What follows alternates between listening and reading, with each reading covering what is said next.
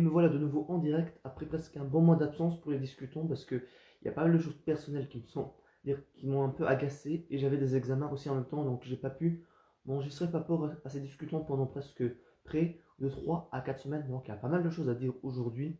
Ah, la plateforme d'Instagram a plus ou moins un peu changé au niveau des du live. Donc, ok, ben, là, il y a pas mal de choses à dire, donc trêve de blabla. Ben, déjà, je commence par un point qui me fait déjà plaisir. Il y a pas mal de choses déjà dans tout ce que je parlais aujourd'hui qui me plaisent, mais un truc pas du tout au niveau du foot, c'est que Karim Benzema est dans l'équipe de France. Vous savez peut-être mon avis ou pas, mais moi, par rapport à l'équipe de France actuelle, j'ai du mal. C'est pas forcément pour les joueurs qui sont nuls ou quoi, non, j'ai déjà dit, c'est juste que moi, quand j'étais petit, je regardais l'équipe de France quand il y avait Karim Benzema, Thierry Henry et Franck Ribéry, et plus le temps avançait jusqu'à 2014, ou plus les joueurs que j'aimais avant sont partis et faisaient place à de nouveaux joueurs que je n'appréciais pas, même s'ils sont bons. Quand même, je veux dire quand même, Antoine Griezmann et Kylian Mbappé, ils ont des bonnes performances, des bonnes statistiques. Ça m'empêche pas de dire que je me dis juste, j'ai du mal avec eux, mais je me dis pas qu'ils sont nuls. Et là, le fait que Karim Benzema soit là pour l'Euro prochain, je suis tout content. Au moins, j'ai un peu plus un intérêt à soutenir la France parce que s'il avait été là pour la Coupe du Monde en 2018, j'aurais été content que la France aurait gagné parce que, comme je dis, avec les têtes, on va dire, ça peut dire avec les joueurs qu'il y a, moi j'ai pas forcément d'intérêt à supporter la France. Et là, vu que quand même Benzema est de nouveau dans la France, j'ai de nouveau un intérêt à porter pour, euh, pour le foot et je suis clairement content. Parce que, bah, comme je vous ai dit, je vais éviter de trop traîner sur ça, mais au moins maintenant, ça me fait, je suis content maintenant qu'il soit au monde de retour dans l'équipe de France. Mais ce qui est un peu moins cool, mais après, c'est pas forcément un. Il est plus joueur, Zinedine Zidane, mais là maintenant, il a quitté le club du Real Madrid. Donc, c'est plus lui l'entraîneur. Je ne me suis pas plus renseigné, c'est qui est le prochain entraîneur du Real Madrid, mais en tout cas, faut savoir ça aussi. D'un côté, t'as Karim qui rentre en équipe de France et t'as Zinedine Zidane qui s'en va du club du Real. Et après maintenant, je parlais pas au niveau des chanteurs et tout. Ben déjà, en dehors déjà de The Voice et tout, déjà ben, Lilian Renault a sorti son album hier le 28 mai, que je compte m'acheter encore une fois en format physique. Quand j'ai encore une fois dire, peut-être encore c'est pas le bon terme adapté, mais ce que je veux dire, c'est qu'il y a certains chanteurs où je m'en fiche. Je veux dire, j'écoute les CD sur les plateformes numériques, mais il y a certains chanteurs en dehors de Mika, Leroy et Christophe Willem que je m'achète les CD. Il y a Maël, Kenji et Lilian Renault. Et Lilian Renaud, bah, il est sur la liste, donc j'achèterai son CD également. Et là, il sort un peu de son contexte, un dire un peu habituel, à chanter uniquement en français. Il a fait au moins une bonne 5 non, comment je peux dire, là, il fait quasiment la moitié de son album avec des chansons anglaises comme la chanson What Do You Love et d'autres qu'on avait fait une session acoustique hier à 18h sur YouTube que j'ai regardé vraiment. C'est plus la même chose que début de ce qu'il faisait parce que la plupart des chanteurs français, même Christophe Willem, ils chantent sur certains albums 2 à 3 chansons anglaises et ça ne représente quasiment pas la moitié. Là, il s'est mis un peu en dehors de ce qu'il a l'habitude de faire et je trouve que ça lui rend bien. Je trouve que c'est bien, ça rend une facette différente de lui. Autant, déjà, dans certains albums, il y a ça change un petit peu parce que par exemple, pour l'album de Christophe Willem, par exemple, celui automatique, dire automatique prismophonique où depuis presque plus de 3 mois j'écoute Automatique qui était un album un peu plus électro que l'album Paraît-il où c'est un peu plus rock mais après il y a toujours un peu des chants à dire des variations à dire de style mais là le fait pour moi je trouve qu'en anglais pendant un moment ça me perturbait mais quand hier j'ai écouté les sessions acoustiques des différents titres de l'album ça m'a bien plus j'ai bien plus apprécié. D'après, il y a également Joel Jonathan qui a fait un clip d'une nouvelle chanson qui s'appelle les petites choses, je sais plus comment ça s'appelle, mais ça m'a fait.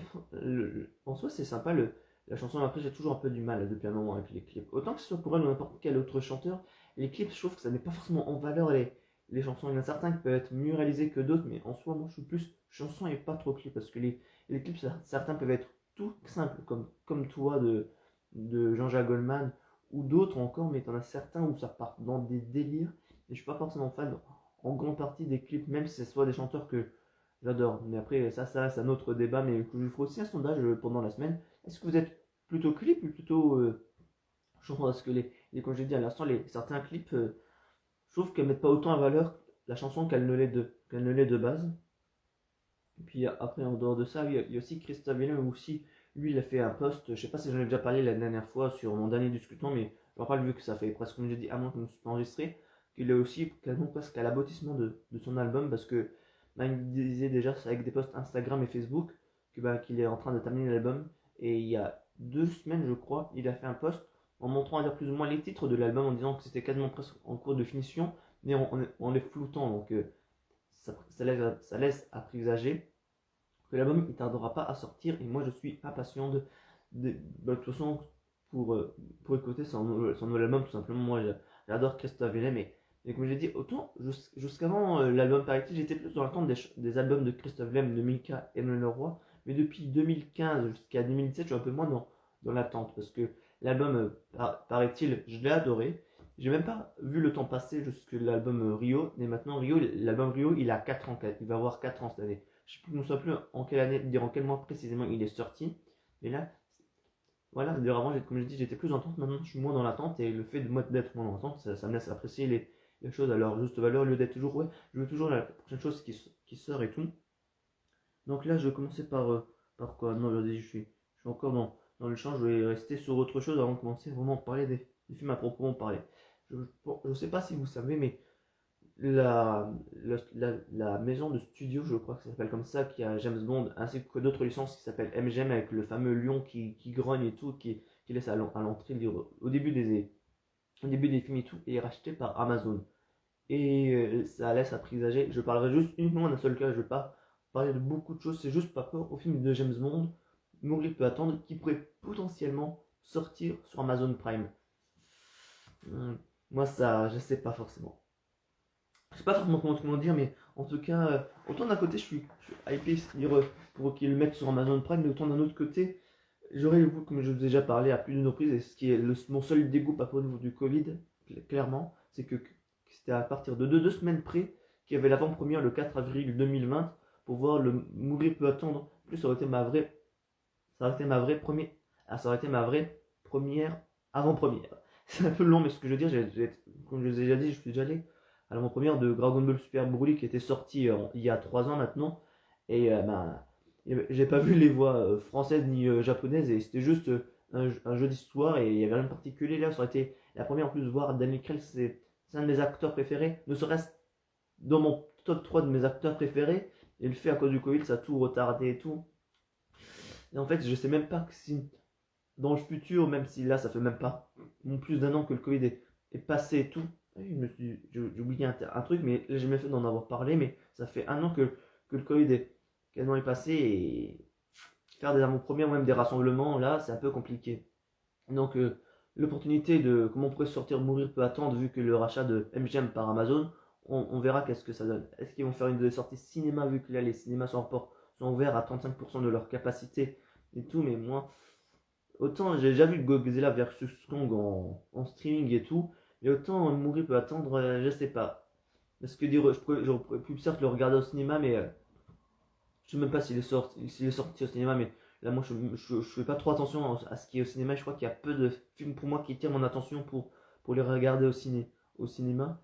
Et du coup, ben, j'ai envie de dire au faut que vraiment que je vois qu'est-ce qu'ils en parlent par rapport à ça. Et comme je parlais plus ou moins vite fait de certains chiffres par rapport au niveau du Covid et tout, juste que ça fait juste depuis mercredi dernier qu'il y a un lâchement, pas un lâchement, mais qu'il y a une sorte de déconfinement et que le couvre-feu il est repoussé et plein de choses, mais après je vais pas plus m'entraîner dans les détails. Sauf comment dire, on a plus une pseudo liberté depuis mercredi, vu que le couvre-feu est décalé. Dans certaines communes, tu peux enlever le masque autour de 2500 habitants. Moi j'ai envie de dire, des trucs comme ça, même moi qui suis pas trop l'actualité, mais si j'excuse par Hugo Décrypte, c'est que ben, ils font pas mal de lois, de règles spécifiques en fonction de certains cas. Faites des cas uniques comme ça, il n'y a pas je vais dire de conséquences. Il y a pas des, il y a pas je sais pas forcément comment dire, mais faites un truc spécifique pour tout le monde et évitez de faire des cas précis pour telle ou telle chose pour que ça soit plus simple. Parce que, comme je dis, moi je suis pas trop l'actualité, même si je le suis, mais pour les gens qui savent pas forcément, t'as ci, t'as ça, on sait pas, et ça peut être perturbant clairement. Et comme j'ai dit tout à l'heure, j'ai parlé que ça faisait un an de Covid, moi j'ai pensé à un autre truc, mais qui n'a aucun rapport, c'est McFly et Carito. Ce truc, cette vidéo, attentif avec le président, parce que il fixait déjà un objectif de 10 millions de vues. Moi je trouvais déjà que ben, je trouvais déjà que l'objectif il était minime parce que je suis pas plus leur valeur statistique de leur chaîne, même je regarde pas leur chaîne, mais je pense que 10 millions c'est un chiffre qu'ils peuvent largement faire. Et je trouvais que l'objectif il était un peu trop, pour moi, faible je crois qu'ils sont dans le top 5 ou top 3 des youtubeurs les plus suivis de France et faire 10 millions de vues, c'est assez simple et surtout, en plus vu que c'est promu, dire c'est, en fait c'est même le président qui promue ça, dire je sais pas forcément comment dire, mais c'est le président qui formule ça, ça incite plus que des vidéos de Thibaut InShape ou d'autres youtubeurs à faire de façon naturelle et 10 millions de vues, mais là, je trouvais que c'était un peu trop simple et l'objectif, moi, il était trop simplifié. Même la vidéo en soi, j'ai eu du mal. Je l'ai regardé pour voir vraiment par pure curiosité, c'est même pas par volonté pour voir qu'est-ce que ça donne, mais en fait des anecdotes. Je, je sais pas, j'ai vraiment eu du mal avec la vidéo. Mais le truc qui me dit, que je me demande aussi, c'est que normalement, quand tu dois faire des gages à plusieurs, quand tu as des défis par exemple, quand tu te retrouves avec 3-3 comme le cas là, normalement, je crois pas que t'as pas l'un ou l'autre à faire un gage. Et je trouve que je trouve que je vais pas dire que ça se fait pas, mais non, parce que là maintenant, je me souviens plus du cas précis, mais non, ah oui, si, je m'en souviens. Ben, pour le président, pour son discours du 4 juillet, qui mettre un poster ou une sorte de petit cadre, un petit peu comme de la façon comme ça, au niveau de ben, son discours du 4 juillet, ou non, du 7 juillet tout simplement, et que eux, ben, McFly et Carlito, passeront le 4 juillet dans un avion comme, comme ça. Mais après,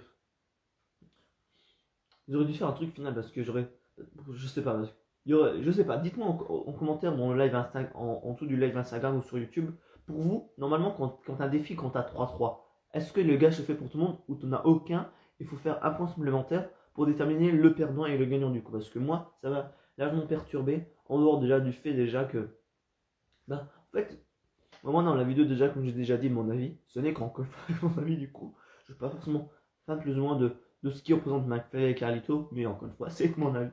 Alors il faut que j'arrête de dire ça, mais je suis pas forcément trop fan déjà par rapport à leur terme de de ce qu'ils ont fait. Et, en plus, c'était à l'Elysée, oh, ça mettait un truc supplémentaire.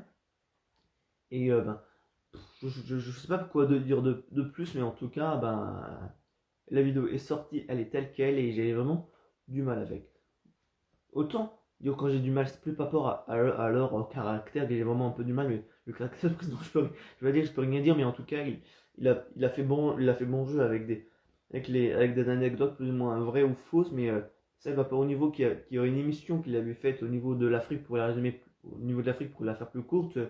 Ça, clairement, j'aurais pensé aussi également que c'est faux, mais il a bien fait son jeu, le président. Mais après, ce que je trouve aussi qui est un peu délicat, et ce que Hugo Décrypte avait parlé, c'est que ce genre de cas dans des vidéos peut inciter, par exemple, vu que l'année prochaine il y aura de nouveau les élections présidentielles, que les gens pourraient dire, en fait, ça pourrait inciter que de nouveau doit voter Emmanuel Macron, parce que je crois pas qu'à l'heure actuelle, il y a d'autres vidéos avec le président en dehors des discours qui se font, parce que Emmanuel Macron a une chaîne à proprement parler pour les discours qu'il fait qui sont transmis sur cette chaîne, mais à proprement parler, il n'y a pas de youtubeurs en général qui font des vidéos avec le président. Tu ne verras jamais une vidéo où quelqu'un fait une vidéo avec Donald Trump quand il était président, ou Joe Biden, ou d'autres présidents et tout, mais je trouve que en soi, c'est un peu pas dangereux, mais ça peut profiter plus ou moins pour le président ou la présidente en question pour favoriser. En plus, comme on est dans un climat, on est dans une période plus ou moins déjà qu'il va y avoir les élections municipales et que l'année prochaine, savoir les élections présidentielles, ça peut jouer une faveur pour Emmanuel Macron, mais après, là, libre à vous de penser ce que vous voulez. Moi, je n'ai pas encore que je le dis sur YouTube, mais moi, j'ai pas forcément en général ce jour de parti à proprement parler, ce que je soutiens. Comme je dis, moi, ce que je soutiens juste, c'est qu'on soit plus ou moins tous égaux et qu'on soit tous les mêmes, dire pas les mêmes, mais qu'on soit tous pris au sérieux, peu importe nos indifférents, dire qu'on soit. Ben, oui, dire, comme je dis dans la vidéo, on est tous on est tous différents à l'aspect extérieur, mais mentalement, on vaut plus que ça. C'est sur l'aspect extérieur qu'il faudrait éviter de blâmer les gens et tout, et aussi d'avoir je sais pas forcément comment dire, mais moins d'être assez équitable. Ça serait plus sur ça, parce que comme je dis, pas d'avis, pas de parti politique particulier. Aussi, je suis pas forcément pour les écologistes, mais au moins qu'il y ait des choses qui sont plus au niveau de l'écologie. Et quand je suis pas pour les écologistes, c'est un peu radical, mais ce que je veux dire, c'est de soutenir un parti un peu plus écologique, parce que l'écologie, ça va être au centre, on va dire, dans les années à venir, parce que si on fait pas ce qu'il faut, ben, il y aura des conséquences, et donc du coup, il faut qu'on commence déjà dès plus tôt à limiter les choses les plus importantes. J'ai déjà parlé ça dans...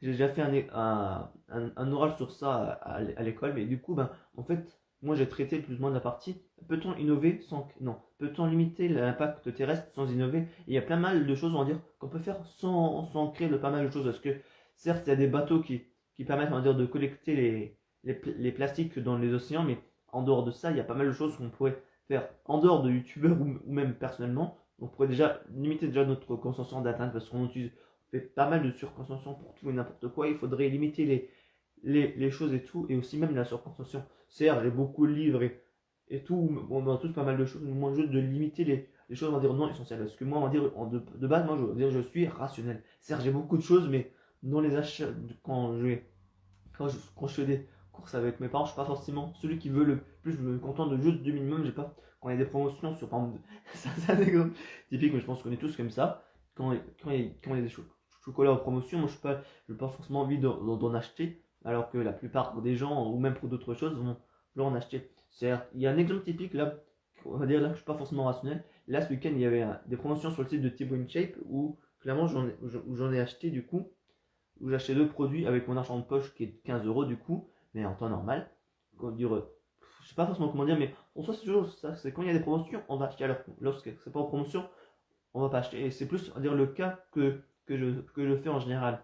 Bon, parce que certes, lors des Black Friday, c'est n'importe quoi. Lors du dernier Black Friday, je me suis acheté pas mal de choses où j'avais économisé mon argent de poche, on est 60 euros sur 4 mois pour m'acheter des choses sur le Black Friday qui étaient trois fois moins cher. Mais après, c'est ça aussi le problème. C'est que lorsque tu as le Black Friday, et même pour beaucoup d'autres choses, les conditions de vie, les conditions pour créer les produits, surtout pour les téléphones, sont pas optimales au niveau de la Chine, dans les pays asiatiques et tout.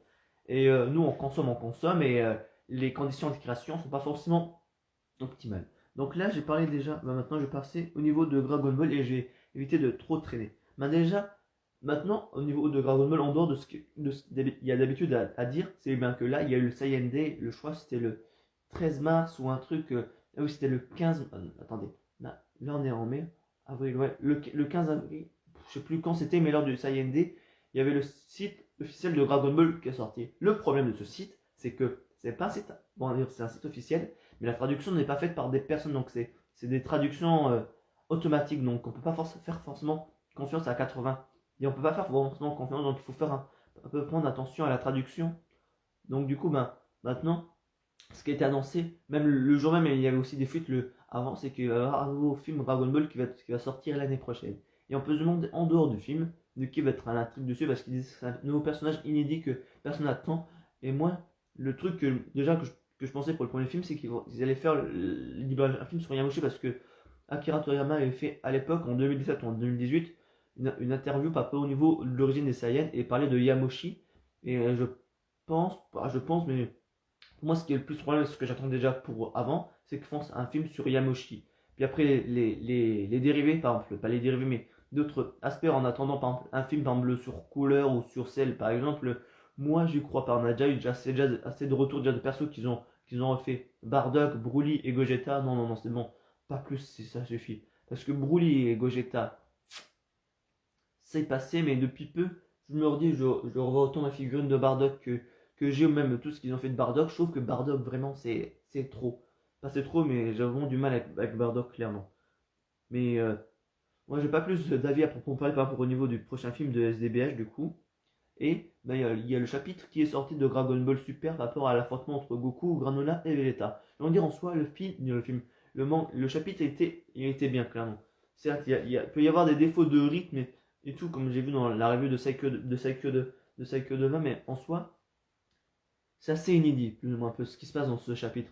Parce que certes, le truc, moi, que je trouve qui est un peu débile, plus ou moins, c'est comment Goku et Vegeta se font avoir par les hitters, tout simplement. Parce que normalement, quand il y a toujours des persos qui font genre qu'il y a quelque chose qui est mal, en général, ils détectent assez rapidement que c'est des méchants. Et là, ils sont bercés, ils sont bernés, et je trouve que c'est quand même, pour moi, pour les chapitres sur ce chapitre-là, j'ai vraiment du mal que la Z-Team se fasse avoir aussi rapidement, dire aussi simplement. Clairement, mais en soi, à part ça, je trouve que le chapitre il était bien. Et vraiment, Granola, là, il apporte quelque chose, pas de plus, mais comme je vous ai dit, on a plus un peu plus un background sur lui, dire, on sait un peu plus de son histoire. Et là même, quand les Saiyans arrivent, à un moment, Goku, il comprend plus ou moins que il est pas forcément méchant, mais Granola, il a tellement sa rancune envers les Saiyans qu'il s'abstient de ça. Et même, il a tellement avec le vieux, il est tellement, on ne peut pas dire devenu plus puissant, mais sans lui déjà, comme on a déjà compris déjà dans un des précédents chapitres où il a failli se faire voler son vélo grâce à son œil droit, dire là du coup, ben, il a réussi à sniper les personnes et là, il arrive à détecter plus ou moins avec des flux de sang les organes vitaux. Donc du coup, avec un seul tir, il a réussi à mettre HS Sangoku 2 fois. La première fois, Vegeta a dû lui ordonner un Senzo et la deuxième fois, il a continué. Et lors du prochain chapitre, on saura un peu plus sur l'histoire de Granola, parce que au début du combat, Granola a demandé à Son Goku s'il se transformait en Zaro par le terme là, mais en Singe, il a dit non, ce n'est plus. Puis après, il lui a montré toutes ses formes, le blond, le rouge et le bleu du coup. Et Vegeta, comme avec Pibu, un affronte l'autre, et Vegeta voit déjà, au niveau de la planète, il n'y a rien qui est quasiment détruit, il y a juste une ancienne cité, et à la fin du chapitre, on a un Vegeta qui dit ah, je pense savoir qui c'est. Mais après, ce que je me demande, comme c'est une traduction française, je me demande savoir qui il est. Si c'est Granola qui sait qui il est, ou c'est la trace de Lozaru, si c'est que c'est Bardock, ou savoir qui il est, ou vraiment Granola. Parce que Vegeta, quand Goku lui a demandé si tu sais c'est qui les Saiyans, il a dit non. Mais en dehors de toute l'histoire, au niveau du combat, je trouve qu'il était vraiment bien amené, il est transformation et tout. Je trouve que Toyotaro fait vraiment du bon travail, vraiment. Parce que je sais pas forcément comment dire, mais il y a pas mal de gens des fois qui ont un peu du mal avec Toyotaro. Moi, j'ai pas forcément de mal, même si c'est pas forcément dans là, mais dans le cube juste à côté, j'ai le manga d'Akira Toriyama, du tome pas encore 1 au 42, mais sur l'ensemble, je trouve pas forcément que Toyotaro fait proprement de conneries, mis à part la connerie que tout le monde l'a insulté vraiment par rapport au niveau que Kame Sennin une sorte d'ultra instinct vite fait, mais tout, mais que les gens peuvent être critiques pour tout et pour 3 fois rien, clairement. Je pense qu'Akira Toriyama a pu avoir fait aussi certaines petites délires qui s'accepteraient pas, ou même l'anime, parce que dans l'anime, t'as bien plus de choses que t'as dans le manga, par exemple, l'arc Paikwan, par exemple, entre l'arc Cell et l'arc Buu, ça tu l'as pas, ou je sais plus à quel moment où quand Goku est dans l'au-delà qui fait le tournoi avec Paikwan, ça tu l'as pas dans le manga, t'as des trucs que l'anime fait et qu'il n'y a pas dans le manga, donc arrêtez de tout prendre pas au premier degré, mais il faut arrêter de se plaindre pour tout et pour rien. Bah du coup là j'ai pas, non, non, du coup bah, oui j'ai même pas parlé du combat, bah le combat il était bien mené, au début t'as Granola qui fait des boules de ki, bien plus précises que ce que fait Vegeta, toujours fait sans forcément réfléchir. Ces boules de ki elles étaient plus, je vais dire plus bonnes, elles étaient plus précises que le son en général et ça donnait un peu plus un intérêt aux boules de ki comparé qu'à d'habitude, comme je dis c'est toujours c'est juste des rafales et là c'était des rafales certes mais des rafales précises et donc du coup ben c'était bien plus intéressant et quand il y a eu le combat entre Goku et Granola le combat il était bien, j'en parlerai lors du prochain chapitre parce que là j'ai un peu du mal. Il faudrait encore que je regarde encore une ou deux fois, mais pour donner mon avis sur le combat, il était bien, mais il faudrait que je pousse un peu plus l'analyse un peu plus loin lors du prochain discussion du coup. Et non, c'est vrai qu'il y a encore SDBH et Dokkan Battle. Alors, Dokkan Battle, je sais pas, quand la dernière fois j'ai fait le discuton, mais en tout cas, il y a déjà eu Broly déjà, que je n'ai pas eu malheureusement sur la version sur la version globale et tout. Et là, du coup, j'ai fait les multis sur les portails de Goku et de Vegeta SSJ où je n'ai eu aucun des deux, même pas de nouvelles cartes. Ça, j'ai eu le Vegeta, j'ai eu le Trunks Tech SSJ qui peut être en bonne rotation avec le Gohan Intelligence qui se transforme en SSJ et j'ai eu le Golden Freezer qui peut se transformer, le Freezer qui peut se transformer en Golden Freezer. Et même sur le portail de Son Goku qui était plus intéressant pour moi parce que j'ai pas le Son Goku SSJ2 qui se transforme en SSJ3 ou même le Goku SSJ4 puissance, le SSJK full power pour pouvoir la mettre dans ma team puissance de gorille. Et ce qui est un peu chiant, on va dire, non, je vais commencer d'abord par ça. Dans la puissance de gorille, j'ai mis mon Vegeta et Son Goku ZTR au maximum, clairement. Et mon Vegeta, vraiment, il est vraiment intéressant. Parce que le Son Goku, j'ai qu'un doublon. Et le Vegeta, je crois que j'ai 3 doublons. Parce que je crois que j'ai à 90% oui, donc j'ai 3 doublons.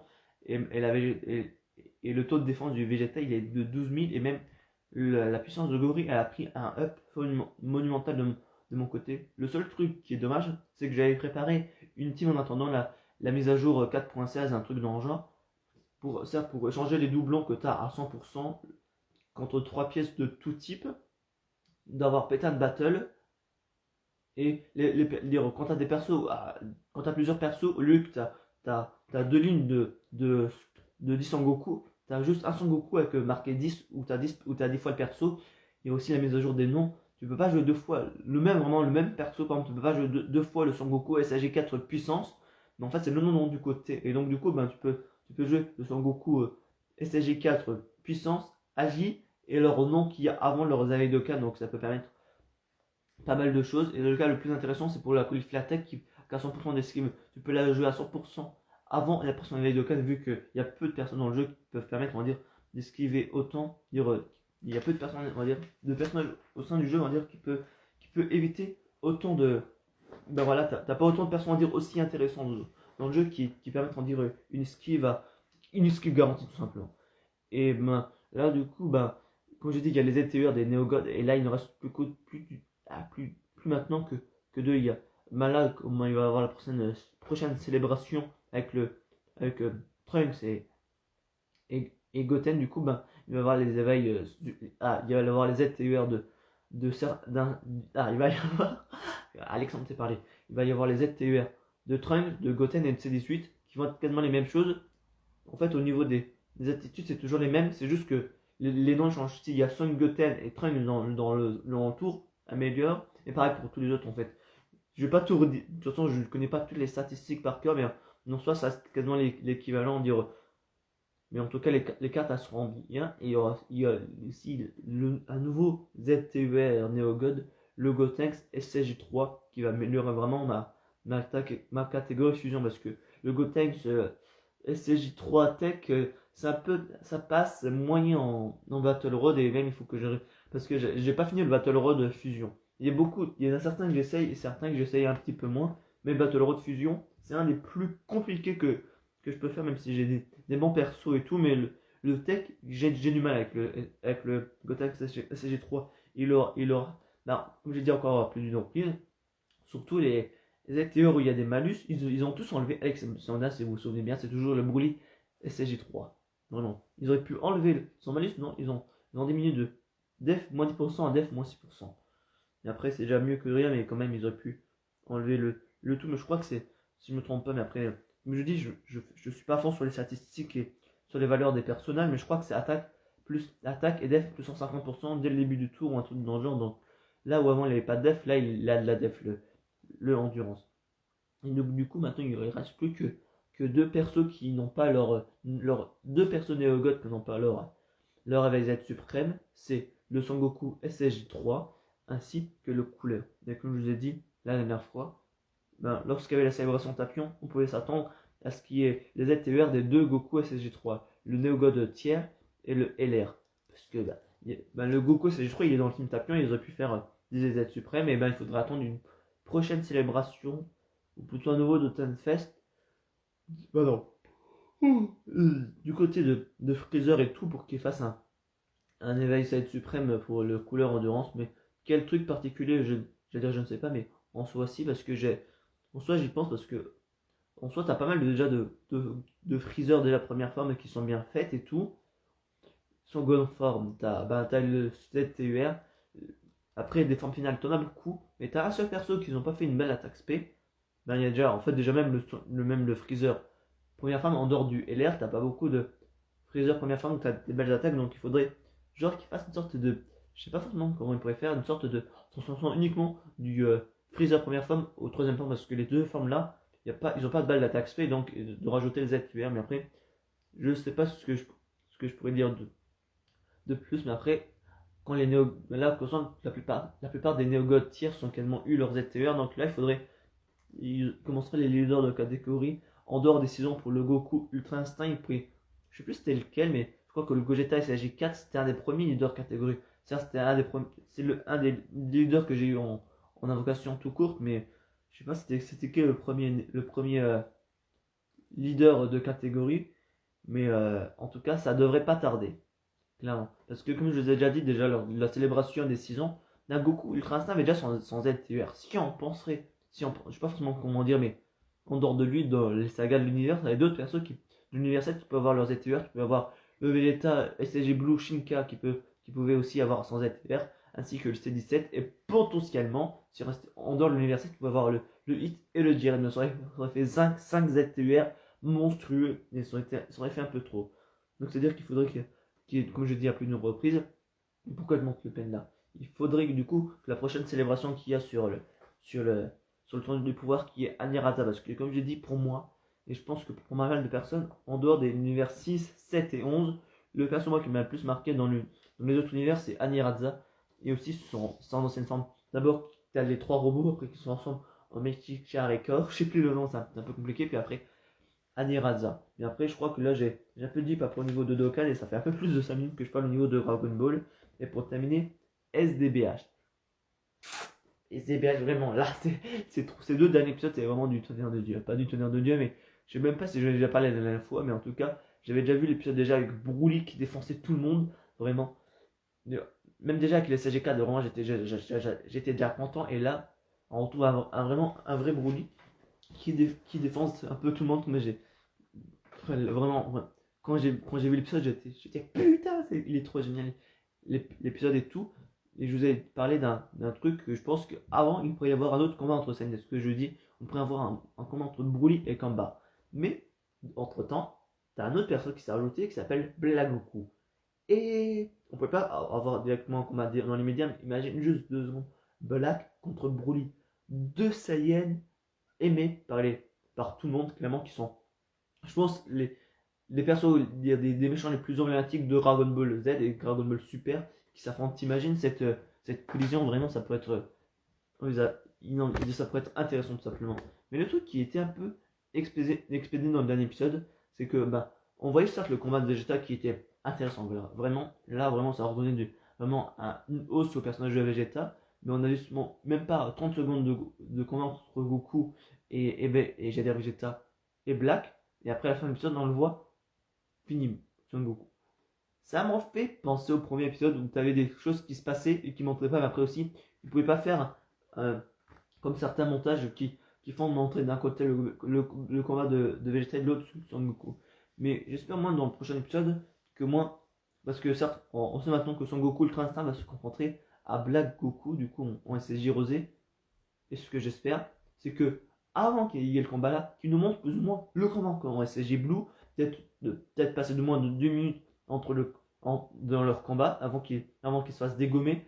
Parce que je trouve qu'encore une fois, ça c'est un point noir de SDBH. Mais après là, c'est en même temps qu'on ne pouvait pas montrer, mais juste au moins de passer une petite minute ou ouais, entre 1 et 2 minutes par exemple, du combat en STJ Bleu, puis après passer à l'Ultra Instinct. Parce que je trouvais que c'était un peu expéditif, mais après, comme j'ai dit, il y avait le combat de Vegeta, donc je ne pouvais pas montrer. Et le combat de Vegeta, vraiment, il était magnifique, clairement. Mais le truc que j'ai un peu du mal, après, c'est aussi en termes de puissance, mais après, je sais, comme j'ai déjà dit à plus nombreuses, il ne faut pas tenir compte de la puissance dans SDBH, mais là, certes, il a défoncé Thales, ça, je n'ai aucun problème.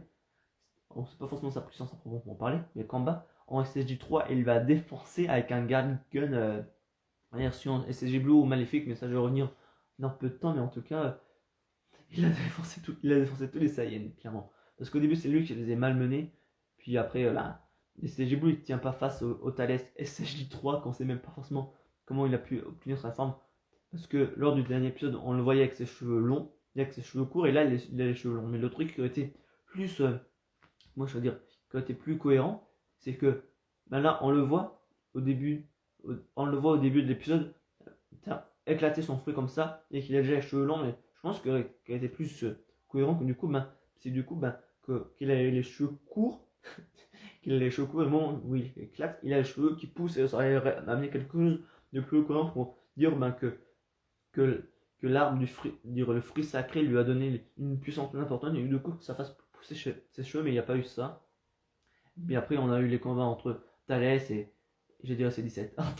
Entre Thalès et Kamba, puis après, En fait, c'était presque du un contre un, alors que c'est pas forcément je sais pas forcément comment on pourrait dire, mais en tout cas, le combat il était vraiment bien amené et tout, même si par moment on pouvait dire pourquoi ceci, pourquoi cela, mais en tout cas, Vegeta il était vraiment remis à l'honneur quand par épisode 11 où c'était vite fait, mais là vraiment, en plus on a eu au moment quand Thalès lui donnait le pouvoir maléfique, Vegeta il disait refais sortir ton côté maléfique, c'est ça la nature des Saiyans, par des flashbacks, Vegeta dit la nature des Saiyans est le mal, non. Après, là, on va contrôler le SSJ Blue, l'aura maléfique qu'il y avait déjà eu dans l'épisode, je crois, 4 ou 5 de la Big Bang Mission, où quand ils sont énervés, quand ils sont fait posséder par l'aura maléfique, quand ils ont affronté Kamba, et là, c'est une autre forme que Vegeta avait. Certes, en fait, c'était plus ou moins la même aura qu'il y avait lorsqu'il était contrôlé, mais avec l'aura du STG Blue, donc ça donne quelque chose de largement stylé, et en tout cas, ben,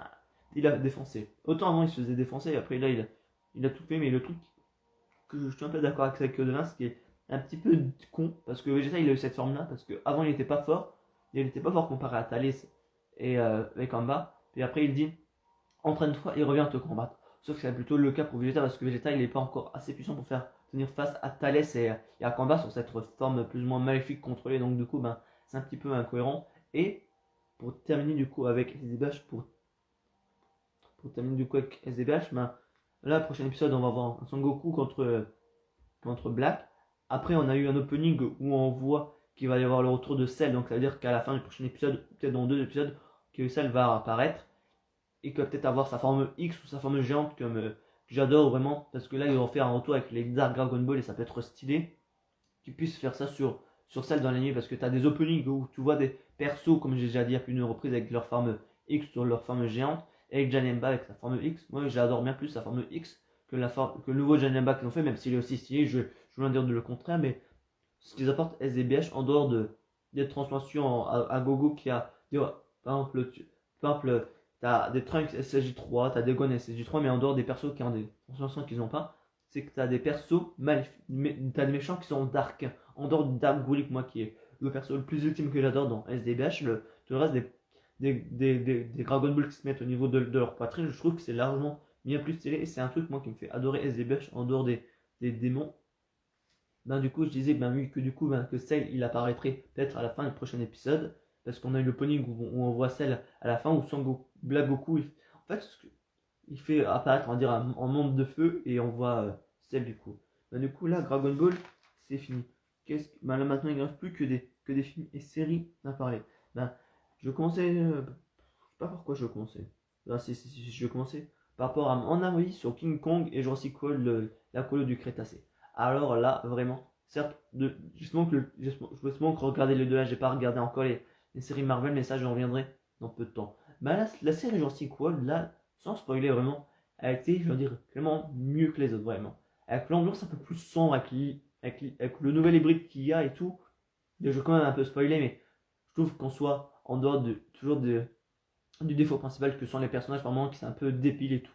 Je trouve que la saison, elle était bien plus elle était meilleure que les autres et avec cet aspect un peu plus film, un peu comme avec l'Indoraptor dans Jurassic World 2 qui faisait un peu plus effrayant et tout. Et sur ça, vraiment, j'ai adoré la saison 3, clairement. Maintenant, on va passer avec spoiler, vraiment. Le Scorpius Rex, il est autant magnifique que bizarre. Parce que autant la plupart des autres, j'ai dit Rex, autant les autres hybrides, ils étaient pas, on va dire, on peut dire pas déroutant, je sais pas forcément comment dire, qu'est-ce qu'on peut dire par déroutant, mais en tout cas il a un peu plus un aspect un peu presque, même si j'ai pas encore regardé la série Primeval, direct, où il y a des créatures qui voyagent à travers des...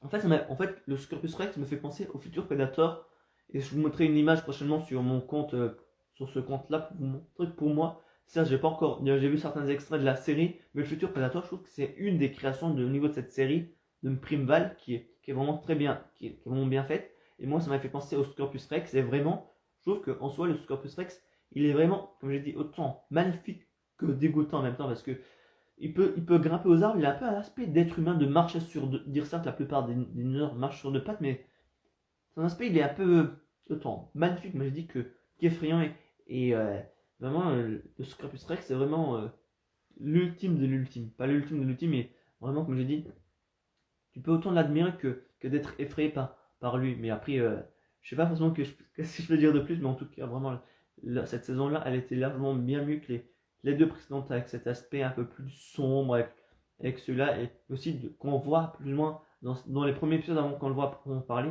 qu'on voit ce qu'il voit, ça rendait largement. Après, comme j'ai dit, il y a toujours le défaut des personnages par moment qui c'est un peu trop bête et tout, mais en dehors de tout ça, vraiment, cette saison-là, elle m'a fait vraiment bien plus apprécier la série Jurassic World. Dire, même si je l'aimais déjà bien de base, mais en tout cas, j'ai vraiment bien, j'adorais cette saison avec le Scorpius Rex, vraiment, qui était vraiment bien mis en valeur, et qu'à la fin, on avait eu du coup les deux, et qu'après, mais au final, Blue, il a affronté tous les hybrides, il a affronté l'Inmus Rex, le Scorpius Rex et l'Indoraptor. Même il y a aussi un lien avec Jurassic World 2, parce que dans la première saison, on a vu plus ou moins certains éléments par rapport à Jurassic World 1, et là, bah, on a vu le début du 2, et ce que je me disais de base, c'est que ce que je pensais, par rapport à la fin par rapport à la dernière saison, que je me suis dit, au niveau de Jurassic World 2, parce que là, on a le début de Jurassic World 2, j'aurais pensé plutôt que ça serait par rapport au niveau quand quand Owen et tout reviennent sur l'île pour qu'ils les récupèrent et qu'ils se cachent. Mais là, c'est le début quand ils sont au niveau du mosasaure et qui se fait, du mec qui se fait manger par le mosasaure, qui a échappé de peu je vais éviter de me mettre comme ça, mais qui a échappé déjà de peu au T-Rex, et le mec qui se fait manger par le mosasaure et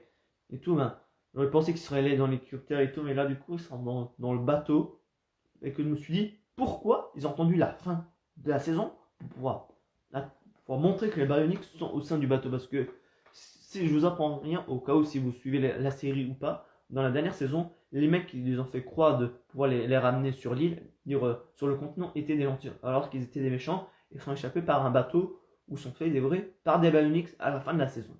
Et à la fin de la saison également, on avait le E750 qui est le Scorpius Rex. Bah là, du coup, ils étaient pendant un moment sur le bateau. Et ce que je comprends pas, c'est qu'il y a un endroit du bateau où ils sont pas allés, et on voit à la fin, quand ils sont sur le bateau, que la planche d'une porte, ça fait clic, clic, clic. Trop simpliste, je trouve. Mais après, au moins, ça amène à la saison 4, une prochaine saison 4, clairement. Et en dehors de voir les Bionics, je me demande qu'est-ce qu'il va y avoir autant. Sur les deux précédentes saisons, on sait pas pour parler, vu que c'était encore sur l'île, qu'il peut y avoir encore des choses. Mais là, comment être sur le bateau, qu'est-ce que ça va amener du coup, dire par rapport au niveau de l'intrigue et tout, parce que ça veut dire qu'ils vont de nouveau aller sur l'île, je sais pas. Et sur les autres, tu avais plus de possibilités, ou autant là, je ne sais pas forcément qu'est-ce qu'on peut s'attendre.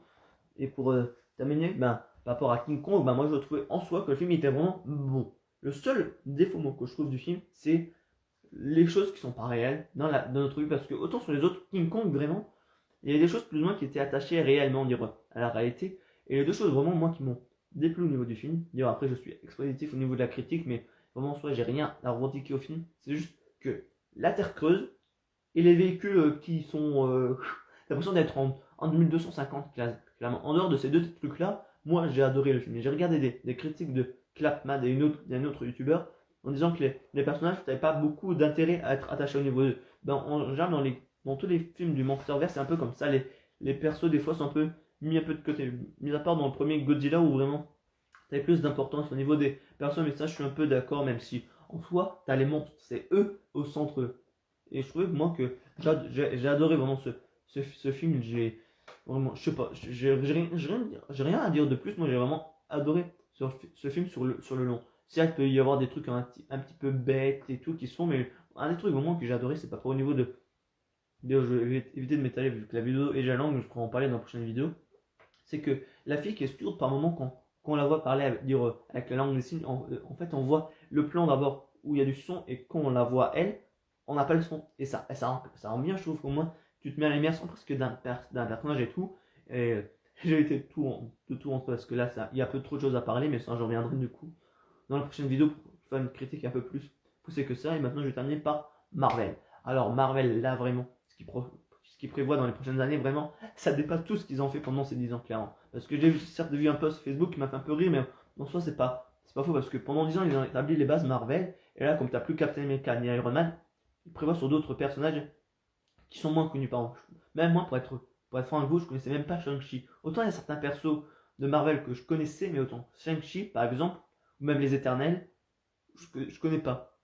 Vraiment, et moi, là, mettre des persos vraiment peu connus à l'avant, dire en avant. Et on va avoir aussi, je crois, une série sur Blade et sur d'autres persos. Et je trouve vraiment ça vraiment intéressant de la part de Marvel qui font des choses, on va dire, qui je pense que déjà Black Panther, déjà, le premier, déjà, ça a pas mis déjà quelque chose parce que Black Panther et même Doctor Strange étaient peu connus avant avant ces films-là. Parce que certes, moi je connaissais les deux parce que je lisais certes, les comics de Spider-Man, mais dans certains, ils faisaient équipe avec les Avengers où tu avais Wolverine, Doctor Strange et.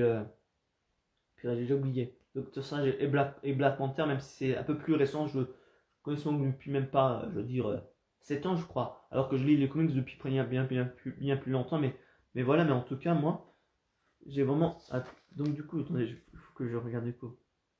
Oui, après, il faut encore que j'en parle du casting du prochain Spider-Man qui est vraiment n'importe quoi. Oui, donc du coup, le prochain Black Panther, vu que l'acteur principal de Black Panther est mort, ça s'appelle Wakanda Forever. Et il avait dit ça dans Infinity War, donc ils vont peut-être retracer vraiment l'origine, je sais pas ce qu'ils pourraient vraiment faire. Et comme je dis, le Eternal et Shang-Chi, c'est des persos qui sont pas forcément connus. Même moi, de base, je ne connaissais pas, donc je peux pas dire, ah, pour une fois, je sais les mêmes choses que nous. Mais en tout cas, les bandes annonces de ces deux films, de Shang-Chi et Eternal, ça fait un peu. C'est même pas un film de Marvel, ça fait un peu plus penser à des films d'autres séries, et ça fait vraiment bizarre. Mais en tout cas, lorsque les films sortiront, on aura un avis. Mais avant ces deux films-là, il y aura Black Widow, où on sait pas forcément si ça sortira au cinéma ou sur Disney+. Mais en tout cas, moi, vraiment, c'est tout ce qui va sortir par Marvel pendant ces prochaines années. Et tout, ça m'intéresse déjà. Et les séries, déjà, il faut, de toute façon, je vais bientôt m'abonner à Disney Plus pour pouvoir regarder les séries et National Geographic. Parce que, en dehors des séries Marvel, j'aurais pu les retrouver en streaming. Et moi, ça, tout ce qui est streaming, je peux retrouver clairement les choses. Mais il y a un truc que je pense que je peux pas retrouver directement en streaming, c'est tous les documentaires de National Geographic. Parce que, avant, quand on avait Canal Plus, je regardais souvent National Geographic. J'adore les documentaires qu'ils font en dehors de ceux la BBC et d'autres entreprises et tout. Et là, du coup, je crois que la série de Loki, elle sort en début ou en mi-juin. Donc, et comme là, je suis en stage et que, certes, je dois encore travailler des choses au niveau du stage, je cherche un peu plus de temps. Donc, je pourrais regarder la série de WandaVision, de la succession du Captain que j'appelle pour que ça pour la faire plus courte. Et Loki, j'aurai le temps de regarder tout ça. Et pour terminer cette vidéo, l'univers de Spider-Man, vraiment, là, c'est en train de devenir n'importe quoi. Parce que en fait, si vous voulez, je crois que c'était le lundi 11 mai, je crois, que la bande-annonce du prochain Venom est sortie. Et j'étais en train de peaufiner plus ou moins mon oral que je passais le 12 mai. Ou je sais pas c'était quand, mais c'était la semaine du 10 ou du 11. Et le lundi, j'avais déjà quasiment fini. J'ai mis mes références bibliographiques au niveau des documents. Et avant de commencer, je regardais vite fait ce qu'il y avait sur Internet, sur Facebook, Instagram et YouTube vite fait. En général, je fais toujours ça vite fait pour regarder ce qu'il y a. Et je vois quoi? Venom 2. Putain. Quand sur la bande-annonce, en soi, elle m'a plu, mais quand j'ai vu Carnage, j'étais au CDI.